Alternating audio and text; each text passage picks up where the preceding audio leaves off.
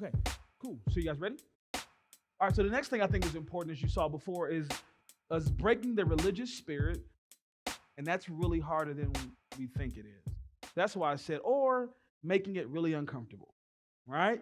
Judgmental people run people away, and so there is a spirit of religiosity that tends to percolate, and I'm gonna tell you what I think it actually is. It's not. It doesn't start off that way. It typically starts off with just the tendency to play to your own comfort level. And then it becomes concretized. And when anything challenges it, then it becomes emboldened. Let me give you an example. I taught some months ago that here's was the challenge with the apostle Paul when he was Saul. Saul saw himself as a keeper of the faith. And when the way sprung up, it was hard for him to adjust. Here's what I said. I said Paul had a hard time because he had heard something and didn't know how to handle it when he heard something new. He was trying to keep the faith the way in which he understood it. Right? He said, he was very educated. He said at the feet of Gamaliel, right? He was one that was educated in the things of God. And then the way comes along, which is now the next thing that God said in Paul. He just couldn't handle it. And so what does God have to do? God has to knock him off his animal, has to speak from heaven, has to have this very disruptive experience. And what's happening a lot of times is, there are people, and we have to be careful about making traditional people seem evil. They're not evil, right? They're just having a hard time adjusting, and that religious spirit just is it becomes emboldened when it is challenged, right? And so we have to kind of create environments that make it really uncomfortable, where we really say, here it is, here's where we're going, here's where we're headed. That the next generation is worth our discomfort and worth people saying, you know what, I don't like you, I don't like it here anymore. We have to, and this is going to go off, maybe go down kind of hard. We have to be willing to lose people for people that God is trying to find. We have to be, and that was hard. It's hard for a lot of places, but unfortunately, people who are unwilling to make the modification and unwilling to be open to change, because they're protecting what is comfortable. Like at a certain point, you have to choose. You have to choose at a certain point. And unless we're able to say, the future of the church is more important than what makes us comfortable, we'll find ourselves losing everything. That's what's crazy about it. We'll actually lose everything. If we don't morph, we'll actually lose what we're trying to keep. Right? All right. The next thing is we need to make gathering a priority. And so there's a book I read called The Search to Belong. You familiar with that book? Right? And in this book, they talk about the four spaces and the big space, medium space, whatever. So one of the things that we thought it's kind of identified as a funnel. And the concept is the big space are big worship spaces, or they call it like football games, where everyone's kind of looking forward at something happening on the field or on the stage, where you kind of can infill, you can kind of bring in people. The next space is a little bit smaller, where it's more of it's more intimate than the big space. And then the next space is like small groups, where it's a little more intimate. And then that last space ultimately becomes the providential relationships that emerge. For us, I think what's going to be really important is with that kind of frame of reference, this means that our community of faith has to take on a broader definition. So here's what I mean. The idea that we are going to create environments that look like this solely is not going to reach the next generation of leaders. We have to be willing to think in terms of mobility, things that are organic, and things that are actually even temporary. So I'll give you an example. So the church that we launched in Sherman Oaks, we have a Saturday service that happens at 6:30 on Saturday evenings. We have something called, what do they call it? I don't do it. Our associate does it. It's called Study Hall, that happens on Wednesday. And then we have another event that's called One Mic, One Night. And what that is so service is pretty much service. Study hall is a more intimate kind of gathering of folk who are just studying the word of God and kind of sharing their experience. It's kind of like a small group kind of thing, but it's bigger than a small group. One mic, one night is an artistic night. So it's like rappers and singers and spoken word artists and just all sorts of things that will take place in this space, right? We actually started one mic, one night first as a way to build momentum before we launched the actual worship service. Here's what started to happen. We have another space that we do some other like outreach stuff. In these various spaces, we found that they were bringing together different groups of people. So the people who were coming to one mic, one night were not coming to the Saturday night service. And people coming to Saturday night service were not necessarily coming to the study hall. We were building out almost these different environments that were all kind of creating their own kind of culture, their own. And at first we got bothered. We were like, no, everything is supposed to pour into this Saturday experience. And then we were like, well, we could fight this, or we could let it organically evolve as it is. And what we did was we said, because initially one mic, one night didn't have any gospel presentation. It was just artistic expression. It was just singers and poets and the whole 9 yards, and everyone needed food. And we actually started inside of a club. And so one night, right, isn't that crazy? So one night we're having, and so we rented out, there's like this space in the back. The club was still open during our event. So people were sitting at the bar in the front, right? So we were having our event kind of in the back, this other space. And so our volunteer coordinator happened to come this week. And so she started going into the club, to the bar, and inviting people at the bar to come back to our event, which is good, except they brought their drinks. So now in all of the footage from that event that we showed to the church to say, here's where your tithe dollars are going for our mission in Sherman Oaks, you had all these people, I mean, every race, every age, right? They're in there with listen to the music with their drinks, having a good time, enjoying the music, right? And so, as I said earlier, blurred lines, right? We weren't selling the alcohol, right? But there were people who showed up to our event that were lit. I'm talking about fully drunk, but they were in there. And then here's what happened. End of the event, we decided, and this is one time we did it, let's put like an impact moment at the event. They're not going to come to church on Saturday, so let's just put a little something in the event that's our gospel impact moment. So we had a young lady who's on our staff who was a poet, a spoken word artist. And at the end, she did this poetry, and it was brilliant, but it was her faith trajectory. And so I wish I had it, I would show it. It was incredible. And all the people, and I think the alcohol helped. I'm telling you honest God truth. I really do think alcohol helped. Because not a dry eye was in that club. Not a dry eye in that club. Weeping, listening to her give her testimony of what God had done in her life. So what we said was, okay, so from now on, we'll have all the artistry, and at the end, we'll just talk about Jesus in some creative way, sometimes artistically. One time we had a comedian that was there, and so he did his set, and at the end, he did like an impact moment. I've done it a few times, but we recognize that this is going to be a space where God's going to do something. And these people will keep coming back here. They're never going to come to church potentially. So we have to make sure that we're mobilizing that space. And I think that level of flexibility and creating that kind of margin is going to be inviting, and it's going to do a couple of things. One, it's going to give your younger leaders more places to act and be engaged. But it's also going to draw additional leaders. We know right now, I've missed a few of the events, but they say, after the event, there are people, atheists. There's an atheist guy right now that helps to finance the event. He has not been converted yet, but he is financially supporting us doing this event because he sees the benefit of having all of these young people in the same space, because the age for this event is like 25 to about 45. And so financially, he's helping to pay for this event.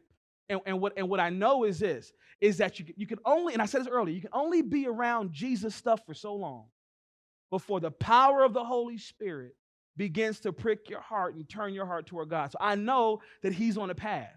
And I've seen some of the leadership that has actually translated into our ministry. younger leadership, male leadership has come through that place. So I think having the ability to not be too heavily dependent on this type of environment, but to say, you know what, we're going to do some things that are more mobile, some things that are temporary. We know one of the things that's hard about churches, we're good at sun rising stuff. We're really bad at sunsetting it.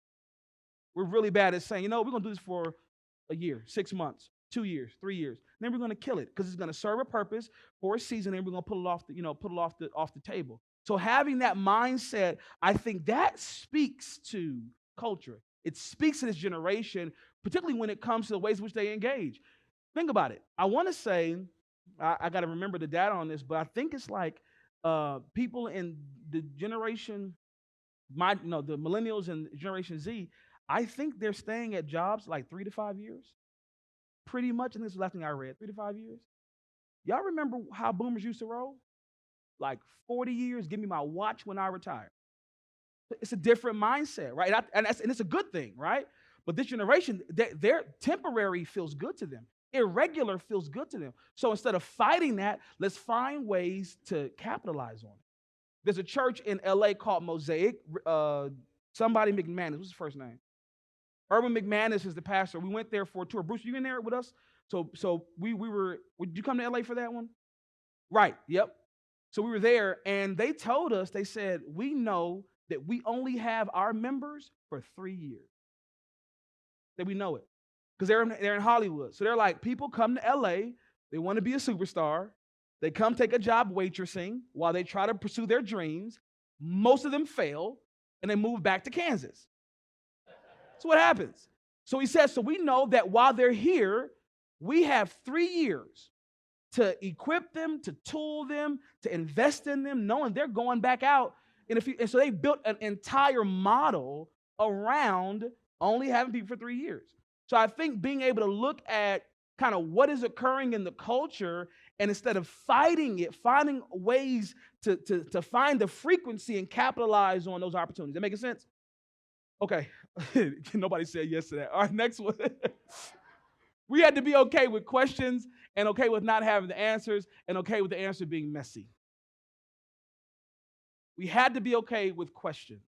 We had to, if we're going to engage this next generation, we have to be okay with question, with them being curious, and I'll get this into the next point, and them having divergent thought. Like you and I was just talking with a brother, I think with Sam, I was talking with a moment ago. You and I have to be it was with Stephen, have to be so secure in our position. Now, humbly, because we're wrong about some stuff, right? Let's be honest, right? In the Church of God, we say the light got brighter. You remember that phrase? That's what we say. When we're wrong, we don't say we're wrong. We say, oh, the light got brighter. We were wrong about some stuff. And then we learned, and then we, whatever. But we have to be so secure that when there is dissent in our midst, we are not dismissive and not hostile, right? Toward those who see the world and see the church and see what we do differently, because that's a turnoff. So here's what I'm trying to do in this conversation. We can get into some of the more tactical things that we can do as it relates to kind of growing and discipling new leadership. But if we don't kind of fix these core dispositions and how we approach this next generation, the tactics are not going to work, right? A big word right now in culture is the word vibe. This is a vibe. It's a vibe. People sense vibes, right? So we have to recognize that when people come into our midst, they pick up our vibe. They pick up that, they sense if they're welcome, if they're wanted, if they're being tolerated, right? And in the same sense, they pick up when you are hostile to their dissent.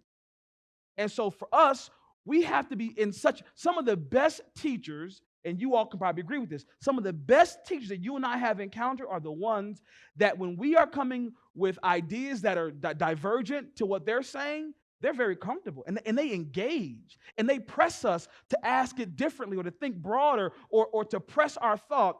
And while we may arrive at a new idea, they're never intimidated by what we're bringing to the table. Is that making sense? And so we have to be okay, with sometimes not having the answer. There are some things, if you and I will be honest, we can't explain. As deep as we are, I wish I had an example. I've had example before. I can't put it to mind right now. Examples when, when some stuff that we look at, and even in Scripture, we have our best assumptions based on the information that is available to us, but we can't fully understand and fully explain every single thing. And we have to be okay with saying that there are things in which that, as the Bible says very clearly, that we know in part. We know in part. We prophesy in part. There is a level in which we have to have enough, as I say, hermeneutic humility to say that there are some things that we're still researching, we're still wrestling with, we're still kind of thinking through. And I think that allows for newer leaders, to come alongside of us and buy into what we're trying to accomplish, because they know that we're not pretending to have everything together. That makes sense? All right, I talked about divergent thought, hermeneutic humility, posture versus position. I talked about that a minute ago, right? For examples, our position for most of the Church of God, not all of the Church of God, but for most of the Church of God, our position on sexual ethics is pretty straightforward, but our posture needs some refining as it relates to how we present and engage, right? You can belong before you believe. This is kind of a new, catchy, exciting phrase right now that's sweeping the church world for the past maybe 10 years, maybe more than that, where we're saying to populations that we're okay with you coming and being in our space before you fully have committed to Jesus. You know what's funny? You know who did that first? Jesus did it first. He did it first. There's a great book by, I think his name is John Hunter, called The Celtic Way of Evangelism. You remember that book? Great book. He talks about the monastic life where during the time of Malin, or St. Patrick, when he was creating these monasteries, they would invite townspeople to just come hang out, come wash clothes with us. People who were considered to be the barbarian, right? Come wash clothes with us. Bring your kids. Let's have. Right? He would invite them to be a part of their monastic life because he knew that eventually what was in them would get on them, right? And so allowing people to be in our spaces. And so even for leaders, I encourage you, begin to engage secular leaders. If you see non-believing leaders who have the spark, find ways to engage and include them as a non-believer in some aspect. I love the ideas. Bruce, I'm taking every idea you said this morning. I was texting while you were talking, sending back to my team like, we're doing this. I said, write a jingle. I'm not joking. I will show you the text message. I told I text my worship leader and our MD. I said, write a jingle, 2 of them. One is called "We're Gonna Buy Your Gas," and one is called "We're Gonna Buy Your Groceries." I said, and we're gonna go into grocery stores and we're gonna work it out with the grocery store. And I'm gonna say, when people show up, we're gonna have a guy with a guitar, and then we're gonna pay for it, and we're gonna sing a song in the middle of the grocery store, right? Make a big fuss about it. Brilliant. It's brilliant. I mean, the idea is great, right? Here's my point, though. If there are secular people who are in our midst that you can involve in they're not teaching Sunday school. You know what I'm saying? They're not teachers. They're not preaching the gospel from the pulpit. But hey, you know what? We're doing this thing. Would you mind just heading up the logistics of this thing?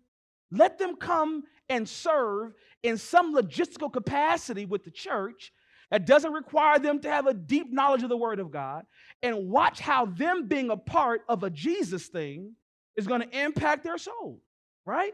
Okay, let's keep moving. The arc of transformation varies and can be long. So I was getting to when I talked about discipleship beginning before conversion.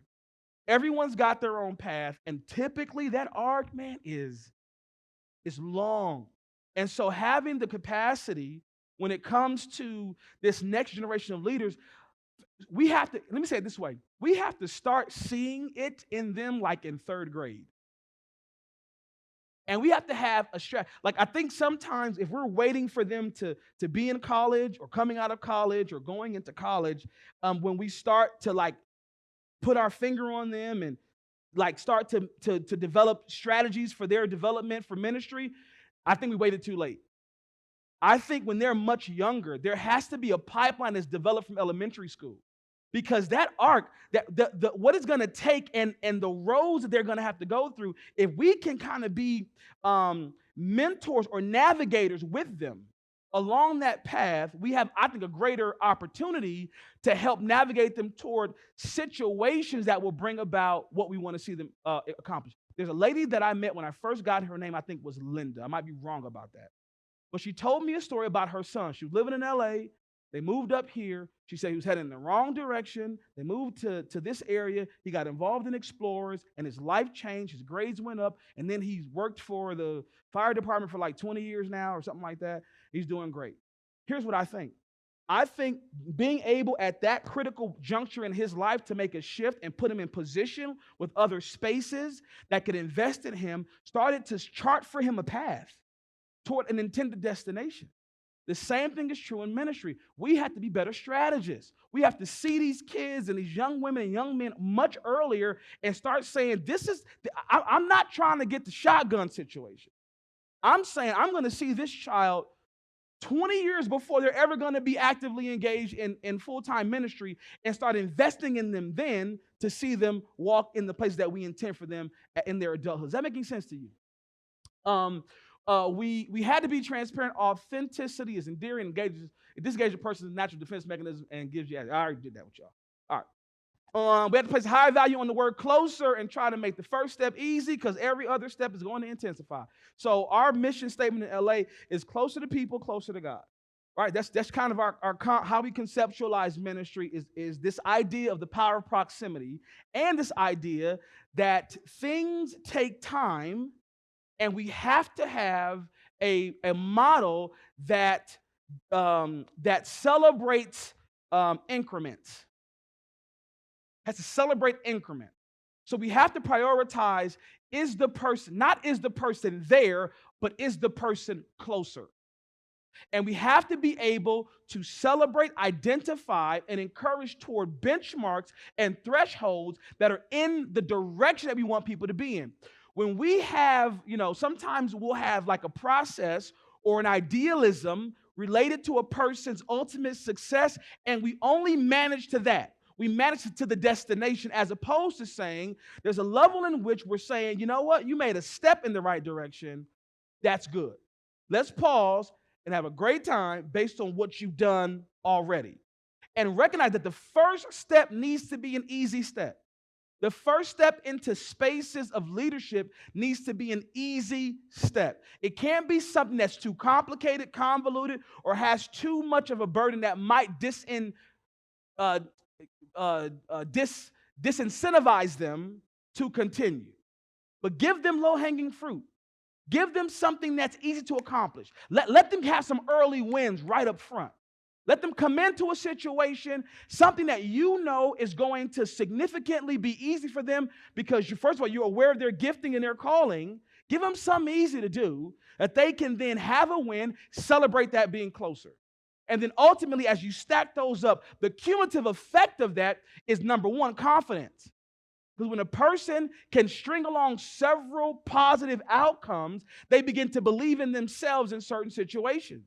But ultimately, also is preparation because the intensity is going to increase as they go forward. One great phrase that Pastor Hines used to say was that the reward for faithfulness is more responsibility. Right? And so creating that systemically in your culture is going to bring about, I think, the intention that you have, that you want. We prioritize conversations. I said this earlier. Right? We prioritize conversations over policy. It's really easy to read a policy. It's much harder to have a conversation. Policies, they're not bad, but if misused or not enacted with humanity, can be dismissive.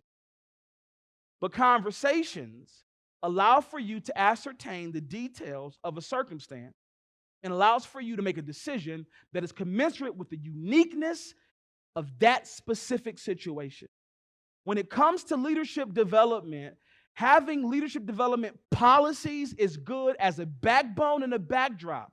But every single leader that you and I will encounter is going to be different. Right now, I've got several guys on my team that are all being developed ultimately for the senior pastorate. There are four in particular. One of them is a type of guy who really, really loves the stage. He really wants to preach. Like, that's how he thinks about ministry through that lens, right?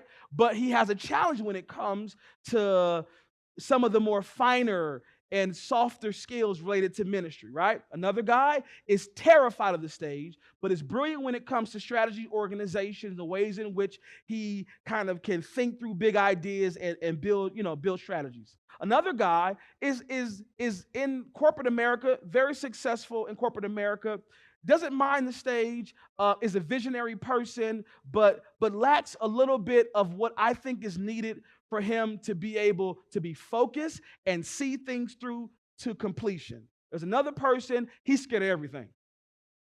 The stage, scared of like organization, like everything. He's one of those folk who has a lot of anxiety around making the wrong decision.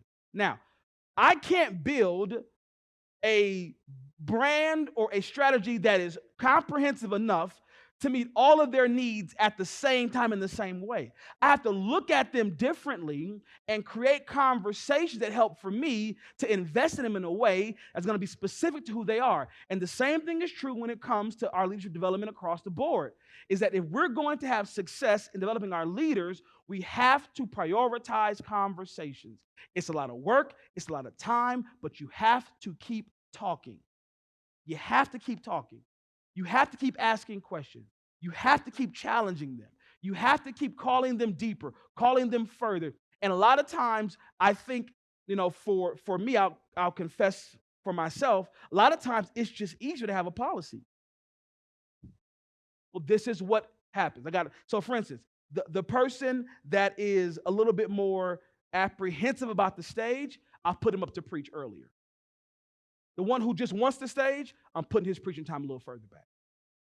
Now, I could have a policy that says, hey, 6 months in, you're part of this program, you preach up to 6 months, whatever. But what I know is that's not going to work because I have to train them uniquely to understand what ministry is and to do so in a way that honors God and is not just because of whatever their misconceptions might be about ministry.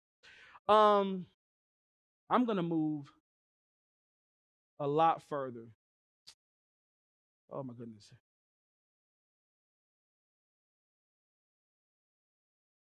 Okay, let me stop here. Diversity had to be engineered. Lack of diversity tends to be more about barriers than outreach.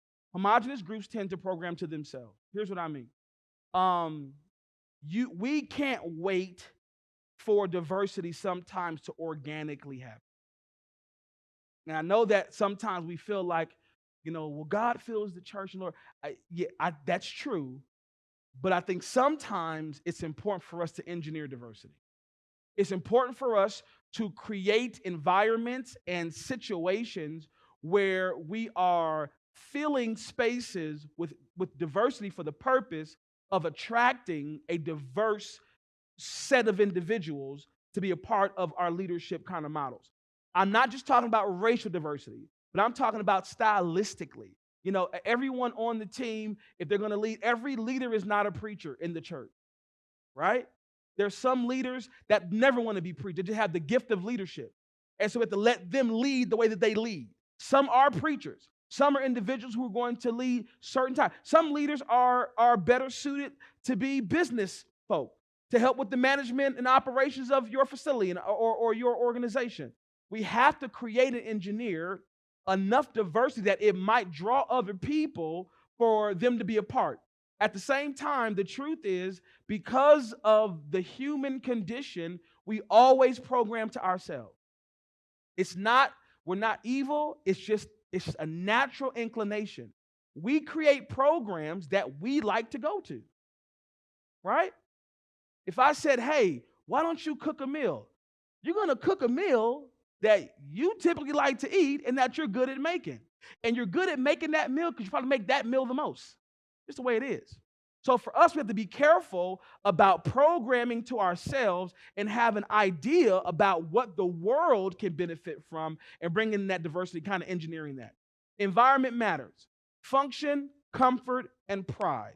Would people bring their friends? Pastor Mike discussed this yesterday. Like him, I've been to a lot of churches, and I go in there, and like all of you, you walk in and you know right away, this is not the place for me, right? I have right now, some of this last night. There's a lady um, on our usher board. That's a funny phrase nowadays, isn't it? Y'all have usher boards? No, we have an usher board. Any word that has the word board in it is from the pit of hell. I'm telling you that right now. Whatever you have, don't put the word board next to it, or it's gonna fail. Right? You usher board. And there's this lady, I love her to death. She's not an evil person, but she has one of those faces that, like, her frown is chiseled into her face. Like, she just can't help it. She just frowns all the time.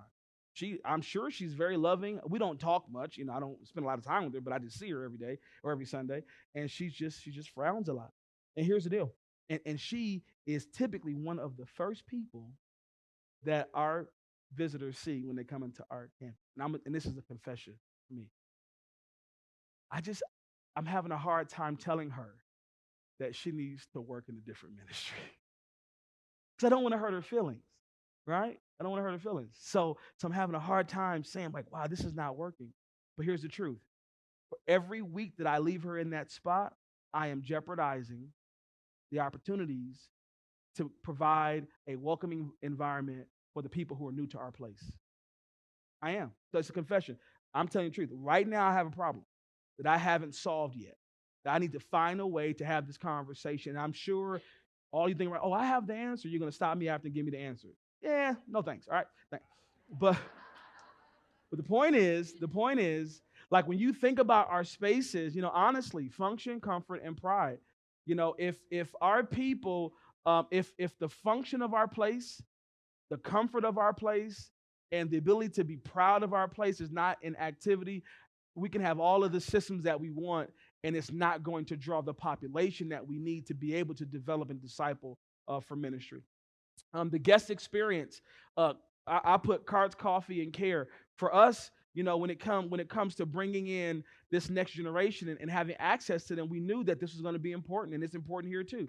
Right? I love at this church, and particularly, I love the way it's set up outside and the digital screens and all cricket on the wall, and all that kind of. It's a really cool place to be. You got your coffee and the coffee bar thing there, and I think somebody said there's an actual open bar over there, a cash bar, and that's not true. I think somebody said that there was, how Pastor Bruce was, and Mike is probably the same way. Y'all had sandwich. I know you guys are tired. I'm trying to like lift up the energy a little bit because y'all like, man, I had a pastrami sandwich and I'm out of it. But these elements are important more than we think. And I'll go back to a comment I made last night. Like, we church people typically believe that we need God, and we do. But we need God and we need good. We got to have both. Got to be good and it's got to be God. All right. People want to be in a place where it looks like something good is happening. Lighting, pews, staging, sales, office, hope kids, those things that we did at our church. The question is this. When people come into our spaces, not just aesthetically, when it comes to how our staffing and our volunteers function and all things in our church function, the question is, does it feel like something is happening here? Right? Does it feel like there's momentum? Does it feel like there's energy? Is there something like, I feel like something, even if I can't put my finger on it, there's something happening, because that begins to draw. It draws. When people can get a sense that there's something, I don't know where he's going, but he's going somewhere. I don't know where they're going, but they're going. When that happens, that becomes the draw for people to be a part of your space, particularly this next generation. Yeah. All right. People come to church less often. I don't want to bore you with this, but I will say this: we're gonna. Never mind. I don't want to. So part of what we did, part of what I think is important is, making the worship experience amazing so that people want to be there. And I told my church, part of what our strategy is to kind of create the Cirque du Soleil feel. And I'll give you an example. We have a couple pictures. So that was Easter 20 something. I remember what Easter Easter 2017 or 16 or something like that. I think that one was called, that was called The Biggest Party Ever Thrown. No, it wasn't. Was the biggest party ever thrown, I think? But I think I might be wrong. That's what I'm saying. That was called The Biggest Party Ever Thrown. Because we did, oh yeah, that's right. And so every every Easter we have, something unique. And that year, and then one year we did something called Live Around the World, and we brought in groups from around the world. So, Asian drummers. We brought in, we talk about this? Yeah, we brought in it was bananas. Last year we did an event. Anyway, this year for Easter, we're doing something called Alive in Inglewood, at our LA campus, where we blocked off a major street right between the Great Western Forum and the Rams Stadium, and we're doing a street festival all day for Easter. We're expecting over 10,000 people to show up for this event, and it's costing us $250,000 to do it. Right? Crazy. I'm depressed all the time about it. Right? I'm not joking. I cry a lot about this, right? But the point of us doing this event was we feel like if we can engage the entire city, and that's Easter. Every Easter we've done before was for our church people, right? And it was for us to celebrate Christ. This year we're like, well, let's put it on the streets and let's do this really, really, really big event. I think when we do that, what we do is we create environments where people say you had to be there, right? You had to be there. And when that happens, I'm telling you, it becomes attractional to an entire new population of people. And that's where your pipeline comes from. There are people that are just looking for a progressive place that allows for them to not have to compromise their position on quality, their position on things being excellent or good. My time is 2:30 or 2:15? 2:15. Oh, Lord. Okay. I'll end with this. So here's the question. Is it our intention or is there a strategy? Here's the question. Do we really want to engage with the next generation? That's the question. And I want you to think about it. Were we willing to make the changes necessary? Were we willing to lose the favor of some in the process? Were we willing to be challenged and stretched in our thinking? Were we up for the messy middle? And we had to ask, this is what we did, we had to ask ourselves the Hezekiah question in 2 Kings 2019. This is by far one of the saddest pieces of scripture that I've ever read. And when I read it or tell you about it, you know what I'm talking about. And pastors who are pastors know what I'm talking about already. I'm going to read the scripture and tell you the story. Then Hezekiah said to Isaiah, this message you have given from the Lord is good. But the king was thinking, at least there will be peace and security during my life. This is a story when Marduk came after Hezekiah was sick, and he came to visit, and he sent letters, the Bible says, about Hezekiah's sickness. And Hezekiah took him to see all of the kingdom and showed him the palace and the treasure and everything. And Isaiah said, who are those people? And he explained, he said, what did you show him? Hezekiah said, everything. And he said, I don't think you know what you've done. He said, there's going to come a time when your sons are going to be carried away. And he begins to give this doom proclamation about what's going to happen because of Hezekiah's decision to show this Babylonian, official, right, all of his palace. And Hezekiah was like, cool. This, what you said, is okay with me because at least it won't happen in my life. Think about his children being huddled at the door, hearing their father say that he was okay with a proclamation of doom because it would be after he had already passed on. And I think this is what has stirred the heart of your leadership, of Mike, and the credentials chair and others who are under this burden, is because I think you all even being gathered because I think you knew what the topic was going to be. So you're even being gathered here is because you don't have that Hezekiah spirit. You're not satisfied to say, you know what, well, at least church will be good while I'm alive. But you are so committed to the next generation coming to faith and there being leadership in place to carry it on. Pastor Bruce said it best. He said It's about the church needs leadership. The church needs leadership. I'm on this venture capital committee or board or whatever it's called Emerge. And part of what it's designed to do is to raise funds for church plants or church restarts or things like that. And so all of us, we put in some money initially to start it, and then we started having these meetings. And in the early conversation, we were like, we can raise all this money, but there are no young leaders. There are no leaders. No, that was the thing. No young leaders to take whatever. But here's what happened: we raised the money, and then we said the money was here, and all of these young leaders start percolating that we had no idea existed. And I thought to myself, and this is also the commentary of the other folk on this committee, like, okay, so there are people that are out there, right? Not enough. Not enough. They're out there, but not enough.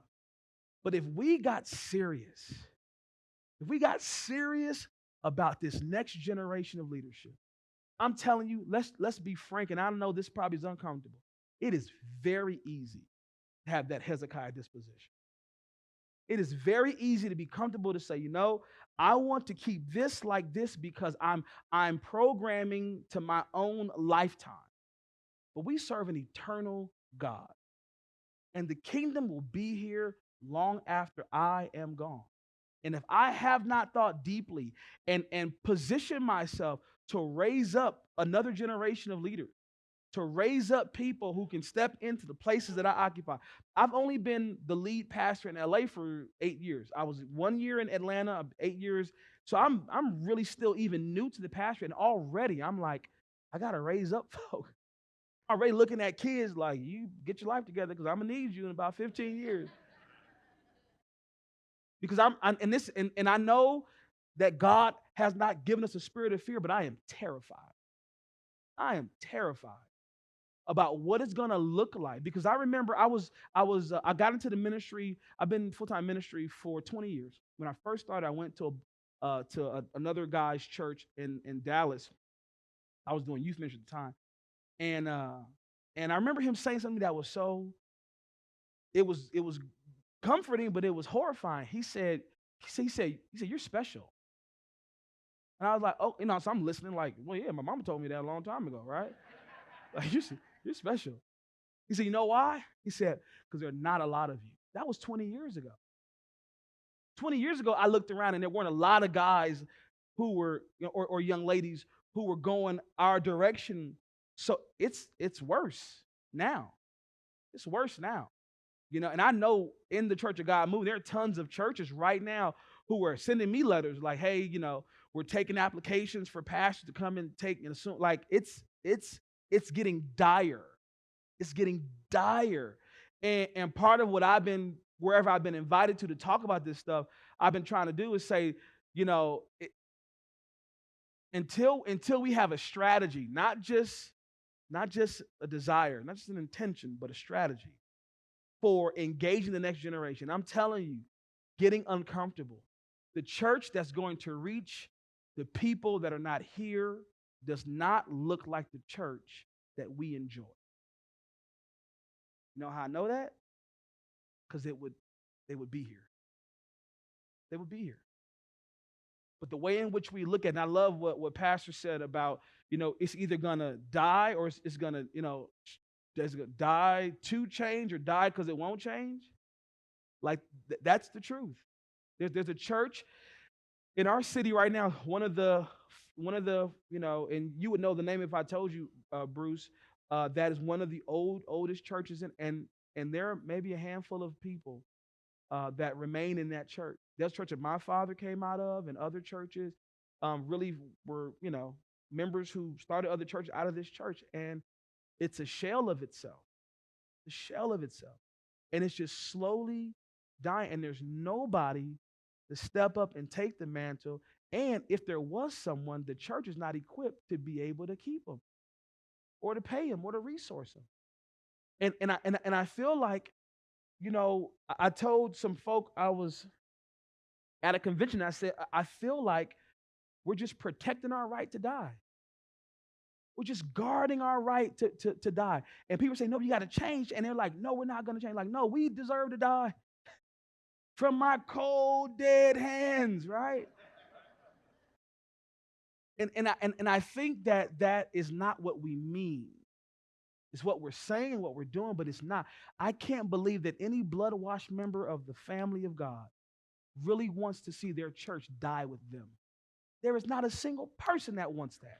I know that's true. But it's hard when it's time to take the steps and to make the changes and to sacrifice the comfort or even sacrifice the position to make that a reality. And so what I'm teaching toward is a body of believers that will say, okay, all bets are off. No holds barred. Everything is negotiable except the gospel. We will abandon if we have to, because everything doesn't have to be abandoned, right? But if we have to, we will abandon everything that we might keep the kingdom, the localized church in the kingdom, still operating into the future. And I think when we get to that place, kind of, in our hearts and in our minds, I think that's when we'll see some change. And we'll see, I'm telling you, we think that young people don't want God and don't want, I'm telling you, they do. They don't want sometimes the way in which we've historically given it to them. But I think they want it. And I think if we will think deeply about how we can change to bring it to pass, we're going to be surprised at the success we have in doing so. Fair enough? Thanks, guys. Appreciate you.